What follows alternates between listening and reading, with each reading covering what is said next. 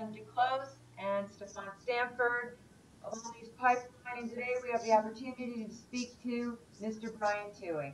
Mr. Tuohy is recognized as the leading authority on game fixing in sports, with 2 books on the subject: The Fix Is In, The Showbiz Manipulations of the NFL, MLB, NBA, NHL, and NASCAR, and Larceny Games, Sports Gambling, Game Fixing, and the FBI. Both of those links will be in the article associated with this interview. Welcome, Mr. Tuohy. Thanks for having me on. I appreciate it. Brian, this is Stefan. We thank you for taking the opportunity to speak with us. We do not normally cover sports on All News Pipeline, but Super Bowl week is here, and it is the biggest yearly extravaganza in American sports and across the world. Most Americans realize by now that our politics are fixed, our banking system is rigged. Are you telling us that the Super Bowl and pro sports in America have also been fixed? Is this just another Hollywood production? That's the way I look at it, yes. I mean, and I think you hit on a good point, is the fact that we can look at business, you can look at politics, you can look at religion, and you see corruption in all of these entities, but yet when it comes to sports, people think they're pure and clean and there's nothing wrong with them. And I didn't believe that. And what happened was for a long time I was a fan of sports, and then I started discovering how much lying was going on in the things that surrounded the games. You know, criminals you playing the game, drug usage, steroid usage, all these other corruptive elements that surrounded the game, yet the leagues would tell me that their product, which is the games themselves, are pure and clean, and I just didn't buy that. Because I think if they're lying to me about everything else, why wouldn't they lie to me about what they're selling me, the games? And so I don't believe every game is fixed by any stretch of the imagination, but I believe when leagues see certain storylines and players that fans are more interested in, and they don't get them to their television sets and create more, TV ratings and more ad revenue, that the leagues will push those storylines intentionally and manipulate games to get results they want, because it'll benefit them in the long run. And the scary part is, and the main thing I emphasize in most interviews I do, is the fact is there's no law that prevents a league from doing just that. There's no law that prevents them from fixing their own game. So if there's nothing preventing them legally from doing this, why do people think they would not do it? So what kind of research did you do into it to discover that these games have been fixed? I mean, have they already decided who's going to win the 2015 Super Bowl? Well, no, I don't necessarily. Again, I don't think every game is fixed. So the Super Bowl could be as legitimate as any game played. What I really did is I dug through a lot of sports books and a lot of articles and that sort of thing, and it's amazing how much fluff there is. And what I would find is in every 300-page sports book, there'd be 2 pages that were really, really interesting and covered something that should have been really a whole book's worth, but just merited just a small mention. And I put all those things together. And the problem is proving this notion that games are fixed, because most sports fans won't believe it.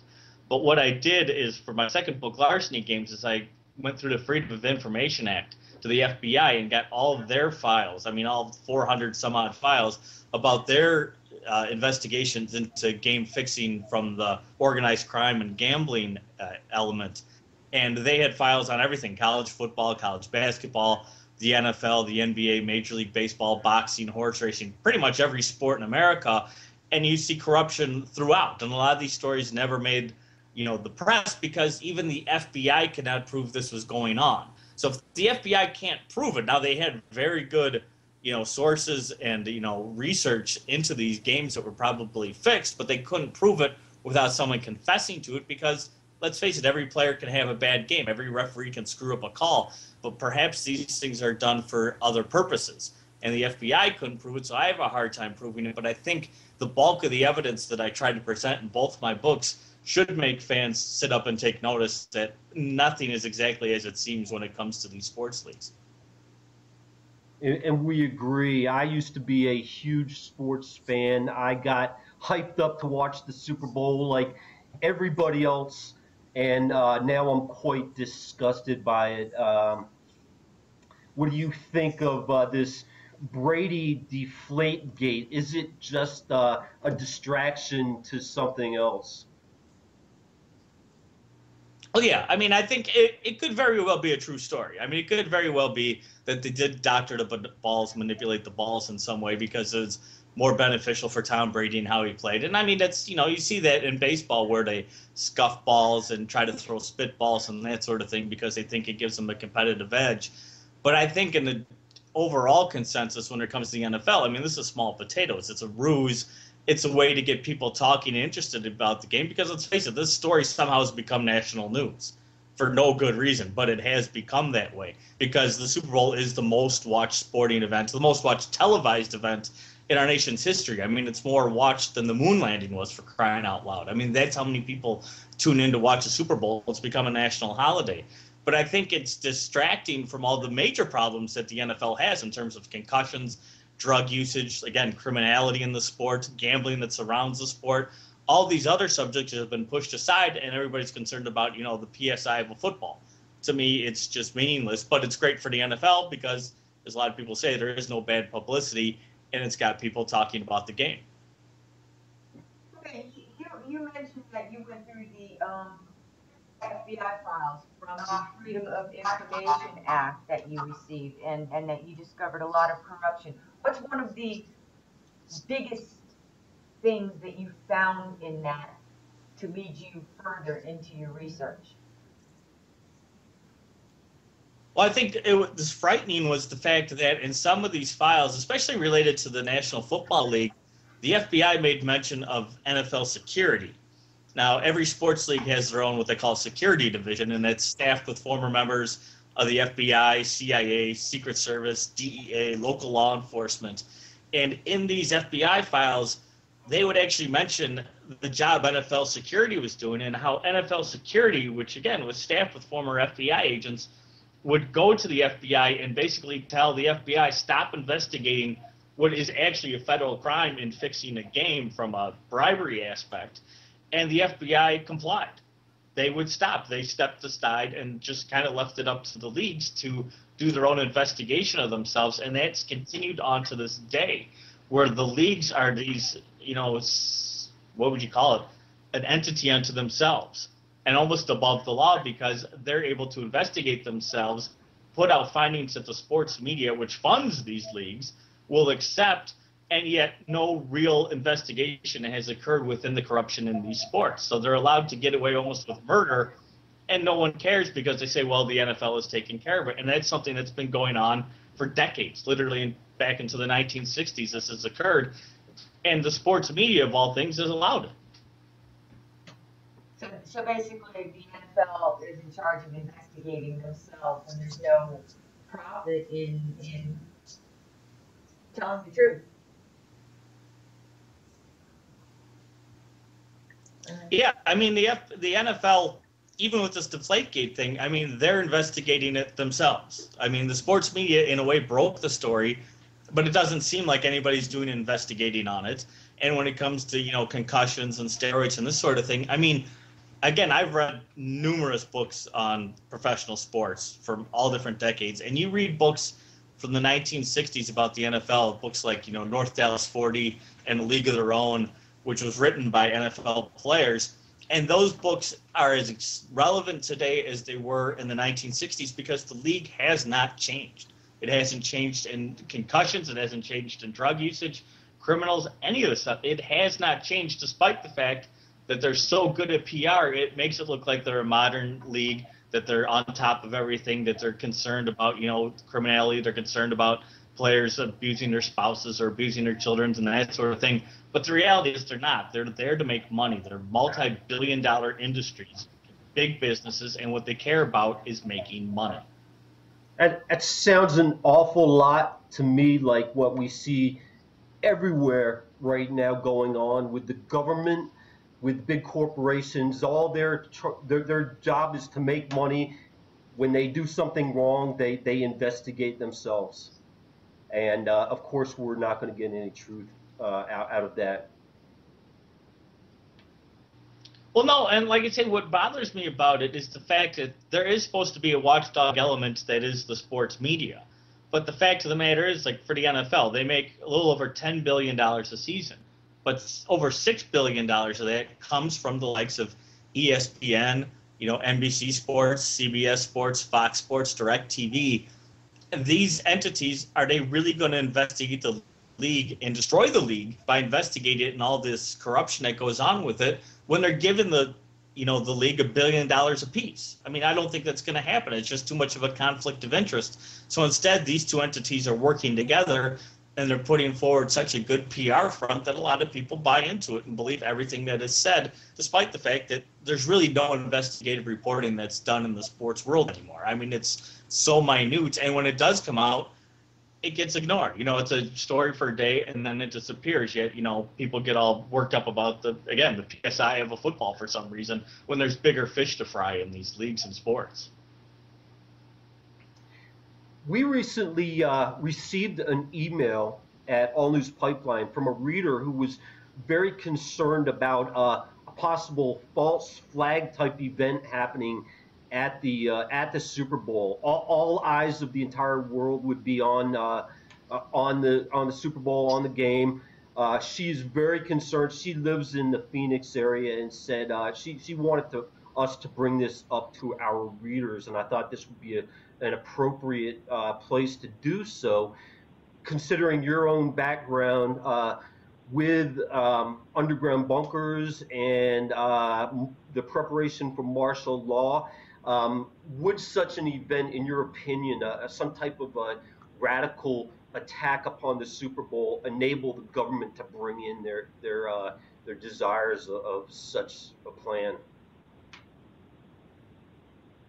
Well, it's interesting because, you had the blackout at the Super Bowl a couple of years ago.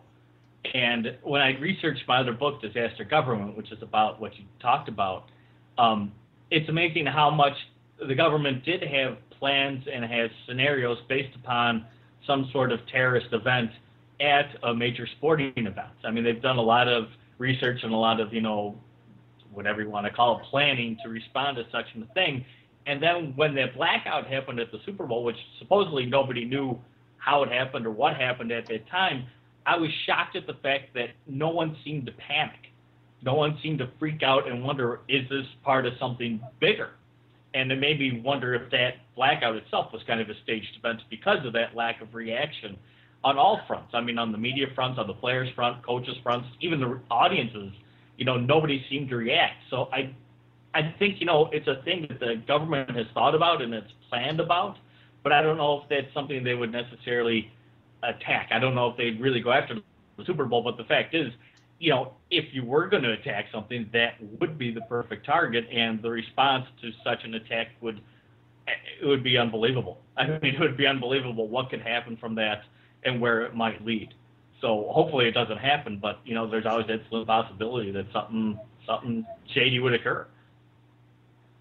Are you working on any further projects on this topic? On the sports topic, you mean, or on the government topic? Either one of them. Well, the disaster government stuff was written almost as a break from all the sporting stuff, because I always was interested in the notion of martial law and these underground bases and how the government prepared to react to a disaster situation.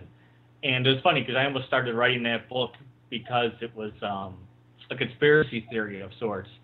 But the more I researched it and the more I got the actual government files and documents, again, through the Freedom of Information Act as well as elsewhere, I realized it wasn't a conspiracy theory, and the dominoes have all been set up where if a person in charge, a president, for example, wanted to legally overthrow the government of the United States, he could do so almost with the snap of the fingers, as long as everybody fell in line along with him.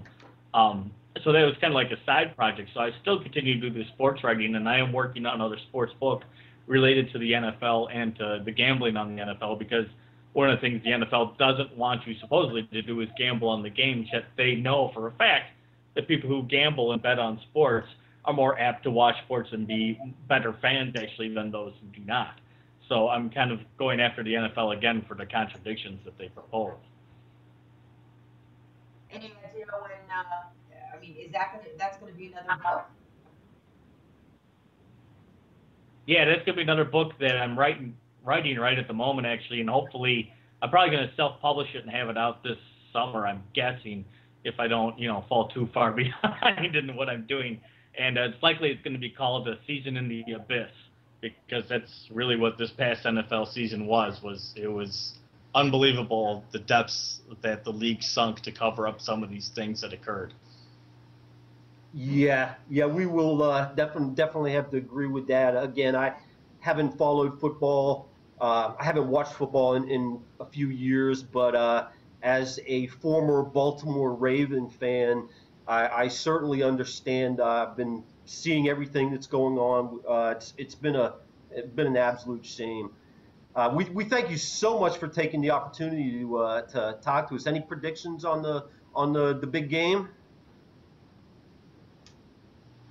No, not really. In all honesty, it's one of these games where I think the NFL wins no matter which team wins. I mean, I think they can spin it either way. They can make the Patriots the villains, and everybody's happy that the villains lose. Or if the Patriots win, it'll eliminate a lot of this talk about the Spygate and the Deflategate and all the supposed cheating that the Patriots do. It'll validate that team in a way.